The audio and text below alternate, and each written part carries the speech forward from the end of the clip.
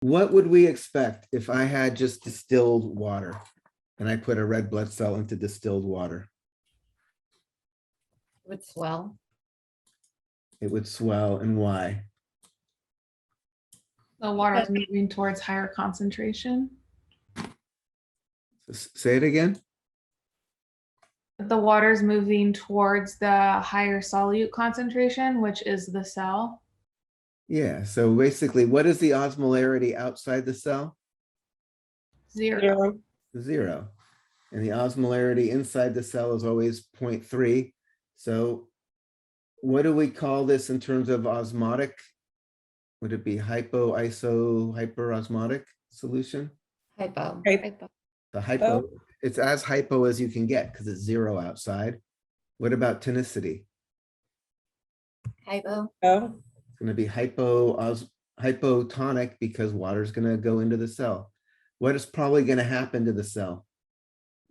Lice. Going to lyse. And in fact, what is the actual thing we can observe? What is our dependent variable? You know, we can't actually, especially, you know, just look at with our eyes what's happening to the cells. What is the kind of macroscopic thing we're going to do to try to assess what happened to the cells in these different solutions? we're gonna centrifuge the tube and see if the supernatant looks red or if there's pellets in the bottom. And what does that mean? If the supernatant is red, then it's lysed the cells. Exactly. So we have our solution in a test tube. We put the blood in. Again, blood is basically little cells filled with hemoglobin. It's going to look red when you first mix the blood in. But then we're going to spin it down in a centrifuge. And the centrifuge basically increases gravity.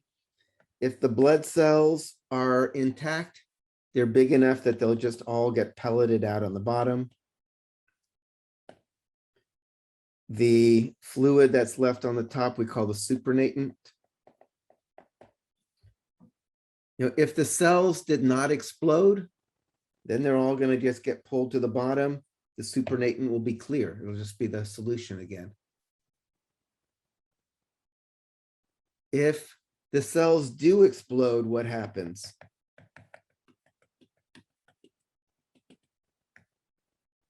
It'll be red. They basically spill out their hemoglobin into the water. Hemoglobin is itsy bitsy, just a little molecule. So it does not centrifuge down. Once hemoglobin's in solution, it stays in solution. Doesn't matter how hard you spin it. In which case, the supernatant is going to stay red even after you've spun it, right? That is going to be evidence that we've had hemolysis.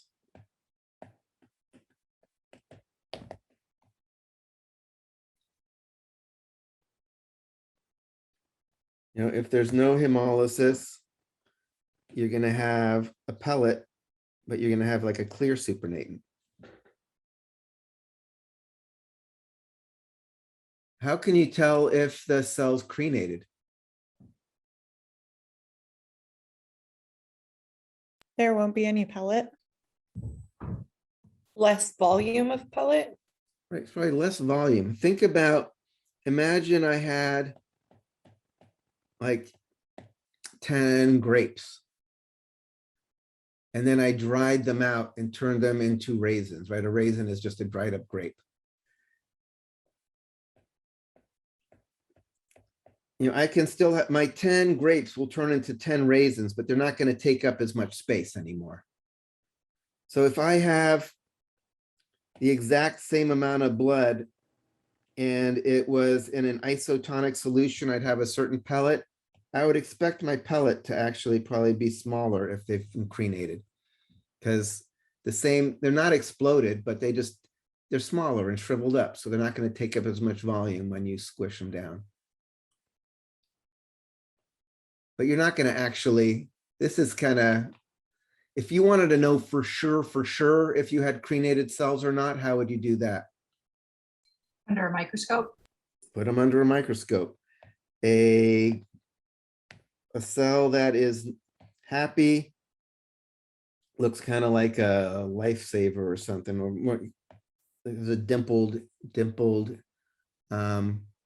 inside where it ejected its nucleus. Crenated cells, I think of them as like little puffer fish or something. They get pulled in tight on their like cytoskeleton and stuff, and they get all pokey and sticky looking. So a crenated cell looks like a little puffer fish. No, or looks like a little asterisk or something.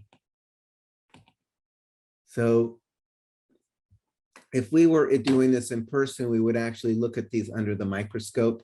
But instead, what I have is just some photomicrographs, so you can take a look at what this looks like. What would cells in a hypotonic solution look like? Larger volume. Yeah, so if it's slightly hypotonic, they might just be kind of poofed out, right? Kind of inflated.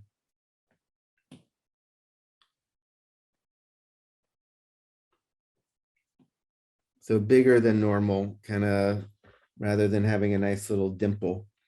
What if it's a very hypotonic solution?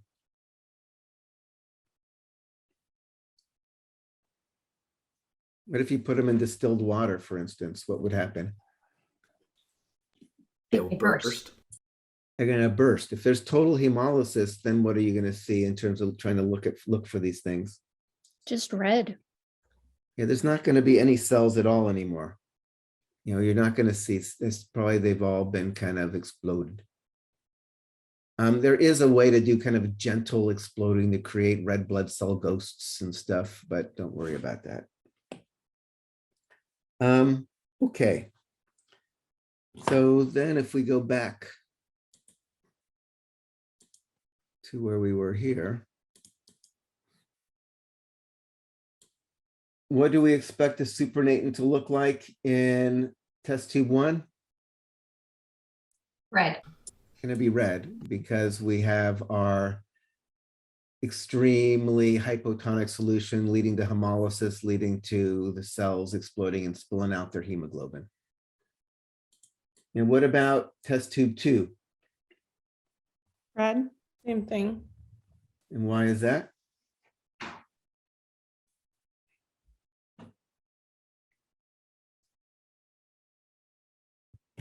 Because the inside is lower than the outside due to osmotic rate, right? Yeah, what is the osmolarity of this solution? 100. Use units. Oh, milliosmoliter, whatever. It would be 100 milliosmol or 0.1 osmolar. And obviously that's less than 0.3. So that's going to be hypoosmotic, hypotonic. What about tube 3? Might be swollen cells, that one. Might be swollen. What do you think the pellet's going to look like? What do you think the supernatant's going to look like?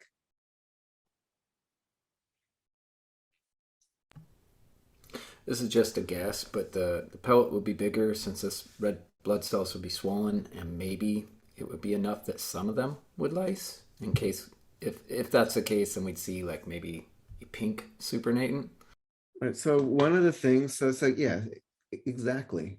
When you have a slightly hypotonic solution, you know, not all cells are created equal. So under the same conditions, if you blow up, you've probably experienced this, you're blowing up balloons out of a pack and you're doing them, and then some of them, you know, it's like some of them, you do the same thing and they pop, and some of them blow up nice into a big balloon.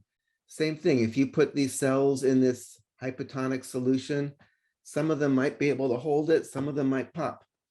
So we're probably going to expect a pellet for the ones that survive, and also probably expect some red for the ones that didn't survive. So just kind of putting that out there.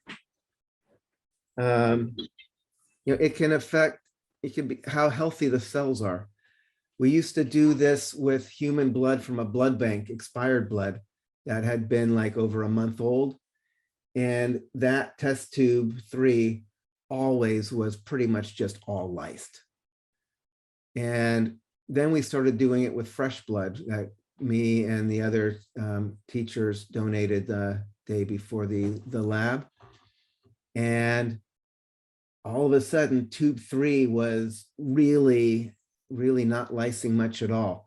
Maybe a slight blush to the supernatant, but mainly, the pellet, because we realized, oh, these really fresh blood cells can take it, whereas the 1-month-old expired blood cells did not have enough, resilience left to experience that hypotonic solution and survive. So, blah, blah, blah. What would we expect for tube 4?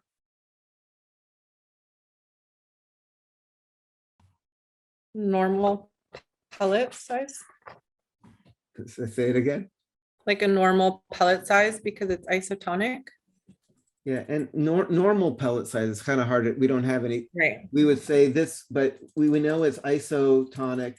So in fact, we could use this kind of as our control pellet size if you're trying to look at pellet size as an issue or as a thing, right?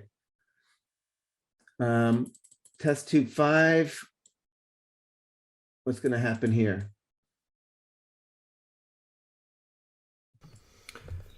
Crenation will happen, so you'll see a smaller, like the cluster of raisins you were talking about. You'll see a smaller pellet and clear supernatant. Exactly, right? Hopefully that makes sense. This one, the ammonium chloride, is an interesting one. I let you write your hypotheses just on your own because I want you to just think about it. But in a few moments, we'll take a look at what the results are, and then we'll talk about why.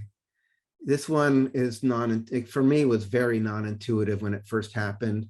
And it actually took a few years before I finally really understood why it's doing what it's doing even. So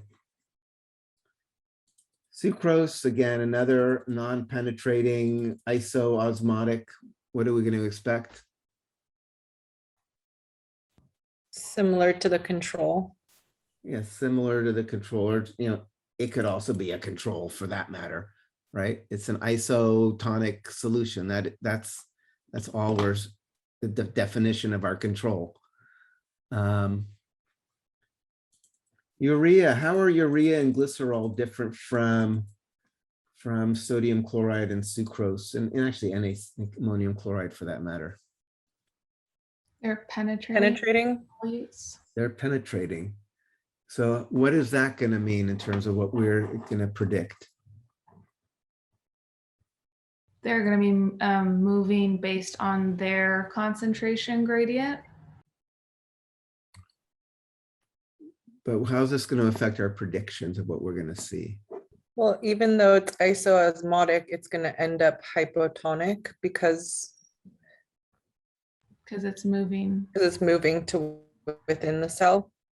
Exactly, because they are penetrating, they can get into the cell. And once they get into the cell, the water will follow as the solute concentration rises within the cell. And ultimately, you end up getting lysis. This is another thing I'll mention. Glycerol, when we used to do human cells, basically glycerol popped everything really quick. When we started doing we don't get into the politics of it, but we're using cow blood now, which is not as cool as human blood, but it makes some people happy. And we started finding the cow blood was not popping with the glycerol. And we're like, what's up with that? And found a paper looking at the permeability of different animal blood cell with glycerol and found out that cow blood is much less permeable to glycerol than human blood. So what would that mean then? If Glycerol penetrates cow blood, but not that fast. If you wanted to actually see this hemolysis with glycerol in a cow, what would you have to do? You'd have to wait. You'd have to wait longer because it's just going to take longer for the glycerol to get in and upset the osmotic balance and eventually explode the cell. So you're going to see there is a slight change to the procedure in that we have 2 tubes for glycerol. So tube 9 is going to have 9 and 9 star. It's going to be one of the glycerol that's just, after a couple of minutes, but one after we've waited almost an hour. So you can kind of see the difference there. So after all that, let's see what happened. So this doing the fluid balance. I do recommend, given the time, we're not going to go through these with you at the moment. I recommend you watch these. This is 15 minutes of your life. It gives you a sense of how we set up the tubes and how the actual spinning down goes. So you can actually see how that works. But given that, we don't have that much time and I want to get through this, I'm going to go to the kind of the meat and potatoes here. And notice I wrote, this is from Nicole's previous thing. Yes, there are numbers taped on here, but I also say what's in the tube. So when you're looking at the results, comparing your predictions to what actually happened, make sure you're making sure that the match between your hypothesis and the result is for the actual solution and not just some number. Because again, the numbers are probably not going to match up all the time. Sometimes they will, but sometimes they won't. So be careful there. And if you take a look with distilled water, what do we see?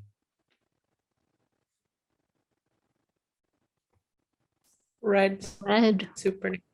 Red Yeah. supernatant. Do you see any pellet at all? No. So what is that telling us? They all lysed.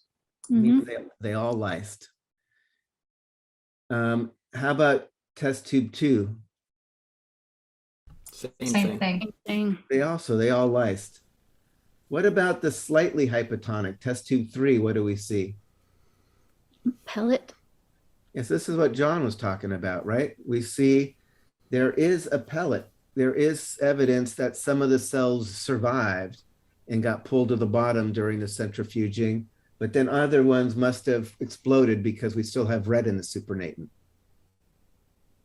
That makes sense? When we get to the isotonic saline, what happens? Pellet and clear. Pellet Super clear. Exactly. And when we get to the hypertonic one, I don't know if you can kind of tell here, but the same thing, nothing exploded, but it's a slightly smaller pellet. So just kind of getting that sense. When we get over here, 7 is supposed to be the sucrose. What happens? Does this make sense? Yep. Yeah, isotonic sucrose better be looking good. And 8 and 9. So this is the ammonium chloride. The ammonium chloride, actually 6 was the ammonium chloride. Where's 6? Here, take a look. Ammonium chloride, did ammonium chloride lyse or not? It did. It did. Yes. So, and I'll go back in a second and talk about why that's true. And then if you look at urea also lysed. And then this is the glycerol. Glycerol, you can see if you waited just a few minutes, it's kind of like that slightly hypotonic solution. Some of them survived, some of them didn't. If you waited a half an hour, it was all over for everybody. Again, because the glycerol it's a little slower to get into the cell, but if you wait long enough, it gets into the cell, upsets the osmotic balance, and everything explodes. So if they were human red blood cells, it would look pretty quickly like that 9 star, like that last one. Yeah, exactly. Like I never saw anything like this with the human blood cells. In fact, when we first saw this with the cow cells, I was like, what's going on here? Let me talk briefly about ammonium chloride.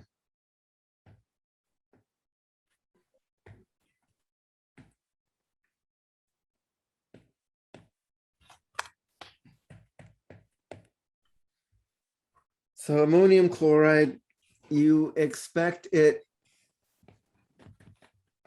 to dissociate into ions.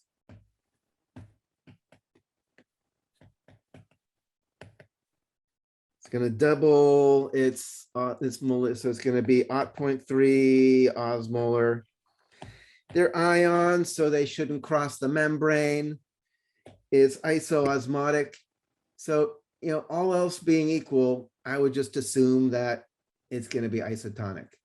Obviously, it's not. It turns out the reason it's not is because of a particular protein in the membrane of a red blood cell. So if I have an RBC, there is a special membrane protein that lets bicarbonates leave and brings chlorides in. It's the bicarbonate chloride exchanger. This will come up later. Well, when we talk about how carbon dioxide is carried in the blood, it's carried in the blood by being converted into carbonic acid by a carbonic anhydrase enzyme in the RBC, which then dissociates into bicarbonate ion. And the bicarbonate ion goes out into the plasma, but in order to keep the balance, you have chloride moving in as this other anion leaves. So in order for your plasma and your blood to carry carbon dioxide, you have this little antiport. And it turns out that this antiport is what causes the problem with ammonium chloride. And again, given the time, I'm not going to get into all the details, but basically with this and having the bicarbonate, actually, where is it? The ammonium ions work with a chloride moving and everything. It actually ultimately ends up in getting more ammonia into the cell, and you actually end up getting hypotonic, but it's because of this. In fact, this is used preferentially to explode red blood cells, but not white blood cells.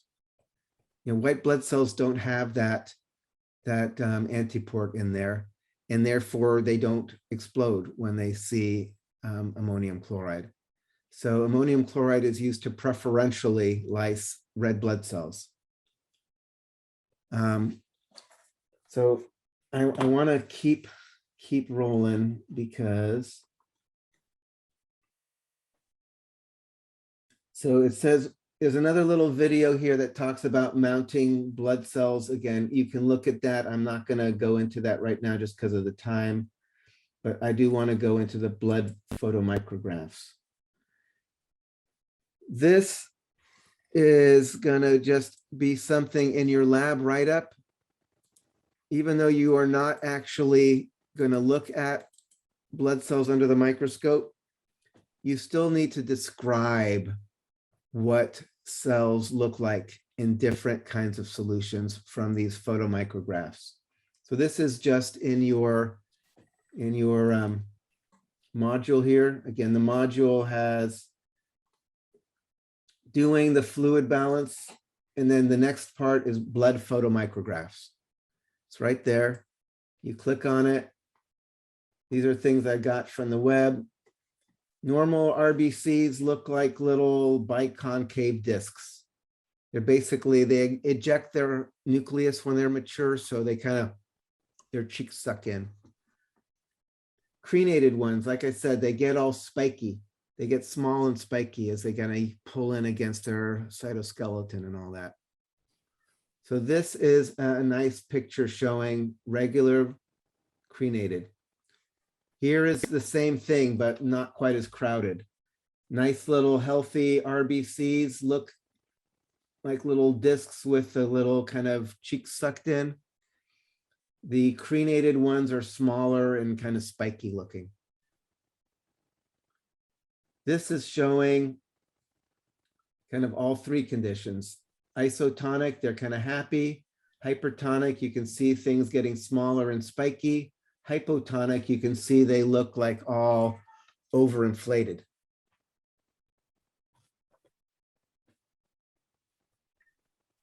This is showing basically isotonic, but you can see there's a few crenated cells in there that are getting spiky. This is showing in a really hypertonic solution, lots of them looking all really small and spiky. This is showing hypotonic, where they're looking overinflated, right? Instead of seeing the little discs with the sucked in cheeks, you're seeing more kind of like a balloon that's all kind of more rounded.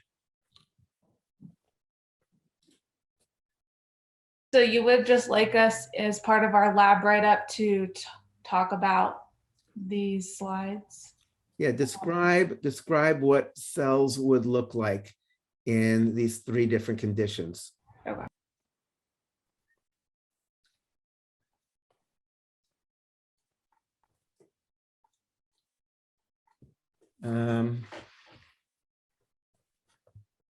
So let's see. There is one last piece to this. So yeah, unfortunately, I have something I have to absolutely run to at 12:30 sharp. So I can't go on. So I'm going to tell you one more thing here. And yeah, let's.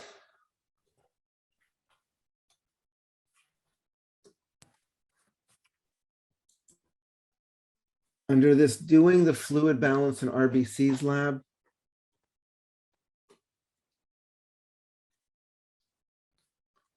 there's also this little video about the dialysis tubing sausages. Writing's not that easy, but Grammarly can help. Oh my God. This sentence is grammatically correct. All right, so first, just in case, I don't know if you get these Grammarly things all the time, they drive me freaking crazy. Don't freaking trust them. They're saying writing is, they're trying to like disempower you all. It's like, oh, you poor babies, it's so hard to write. You shouldn't, just let us like tell you like it's a horrible idea. Like using some tools to like, you know, suggest things, that's fine. Like Word will do it for you, but don't let this constant ad like plant weird seeds in your head that you know, writing is hard. You can't write. You need something to help you write. Don't trust yourself to like come up with a word, because that's just, you're just, you know, it's one of those things like it'll come true if you just believe it long enough. So yeah, I wish, yeah, there's part of me that just wants to make those guys disappear. Anyway, off my soapbox. Transport across membranes. So osmosis across an artificial membrane. The basic idea here. All right, so we're learning about osmosis and tonicity in this course. And so here we're going to do a demonstration of osmosis. So what I have here are 4 sausages made by dialysis tubing. Right, so this is the same dialysis membrane we used in the osmometer. It lets water move, but not sugar. So this is kind of like a macroscopic model of a cell. The idea here is we want you to have something big that you can look at and poke at and get a sense of osmosis. What does a cell do in a hypoosmotic solution?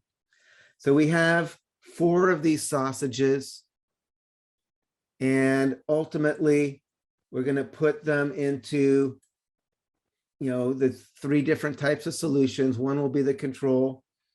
And you just describe what you see and just draw the parallels. Draw the parallels between what's happening to the red blood cells in the solutions and what's happening to the little sausages made out of dialysis membrane, which are kind of like these little models of cells. I mean, how are these different from real cells?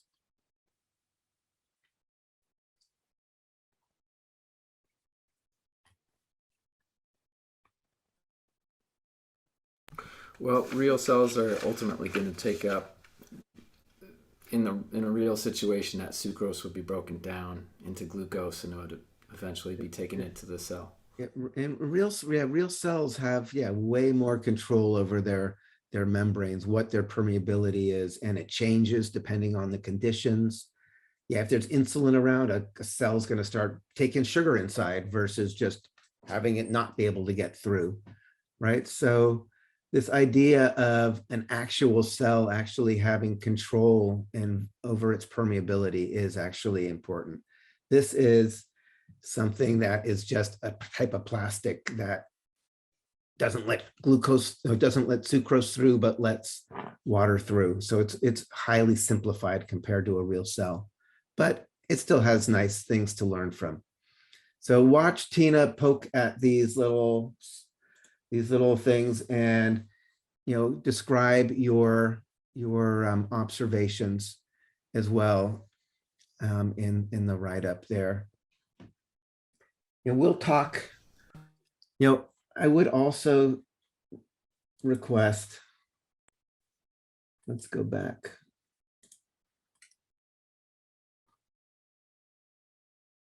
The last thing. I am going to activate this enzyme activity pre-lab. There is this little thing talking about enzyme and substrate enzyme. I should talk about this very briefly. Let me talk about this very briefly.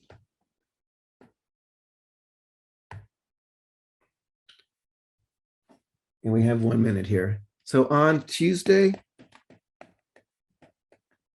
we'll do our exam, take a break, and then do the enzyme activity. Enzyme lab.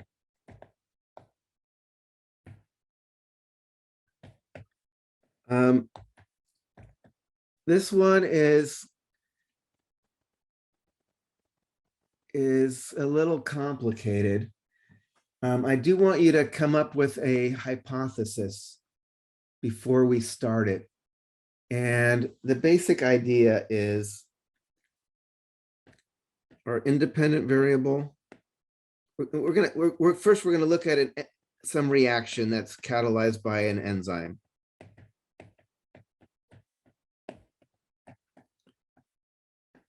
The thing that we're going to look at is hydrogen peroxide breaks apart into water plus oxygen, which is a gas, which you can see as bubbles. And there's going to be an enzyme catalase that makes it happen. What kind of things can affect the speed of this reaction? Temperature. Temperature, although since it's enzymatically catalyzed, let's think more about concentrations of different things. This is our substrate here. Here's The our, amount of enzyme? yeah, the amount of enzyme. If I have more enzyme, I can make more of the hydrogen peroxide breaking down every second, right? The hydrogen peroxide is sitting around there and it meets the catalase and breaks apart. So if there's more catalase, the thing's going to go faster. The one thing I could do to increase the reaction rate would be to increase the enzyme. We are not going to do that. We're going to hold this constant.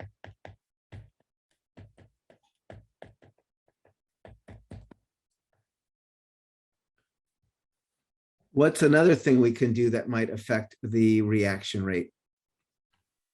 Change the pH. Right, so actually that could mess with things because that's going to affect the enzyme. Let's say we are stabilizing, pH is controlled. Contamination? No, it's going to be like the substrate concentration, Amount of substrate. the amount of substrate, right? Remember, if you increase the concentration of the reactants, you usually increase the rate of a reaction. So I am going to have this as my independent variable. Is going to be substrate concentration.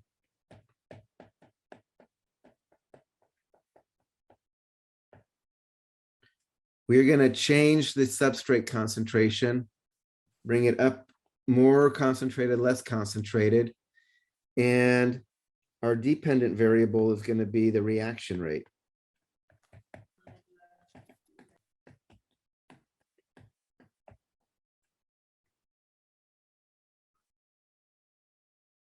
And what do you think is going to be the relationship?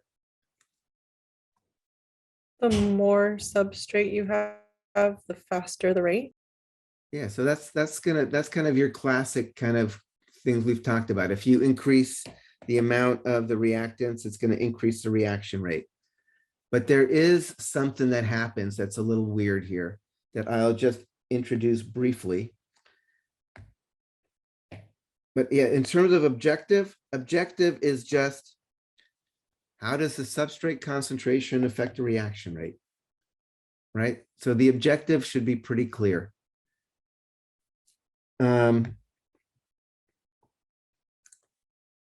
If I have a limited number of enzyme though,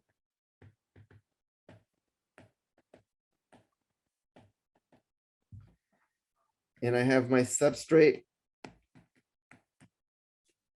if I have substrate, it gets broken apart by the enzyme.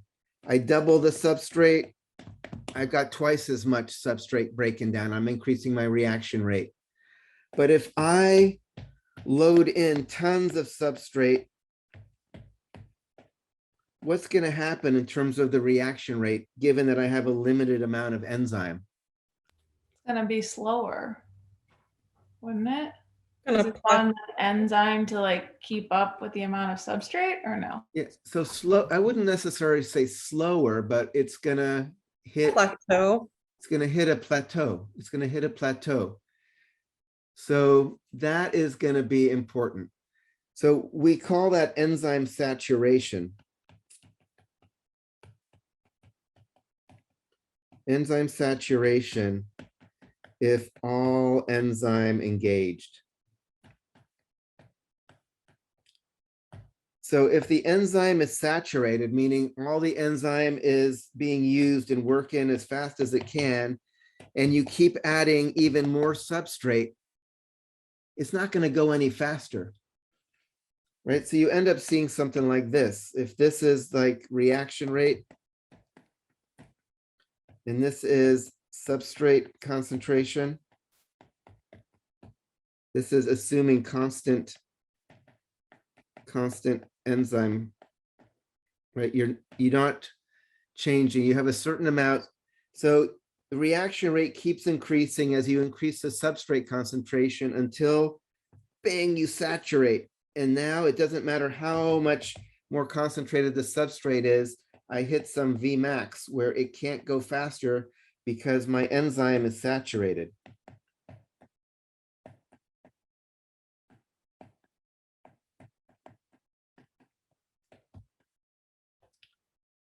Right, the reaction keeps going. It's not like the reaction is stopping or anything. It's just it can't go any faster once the enzyme hits saturation.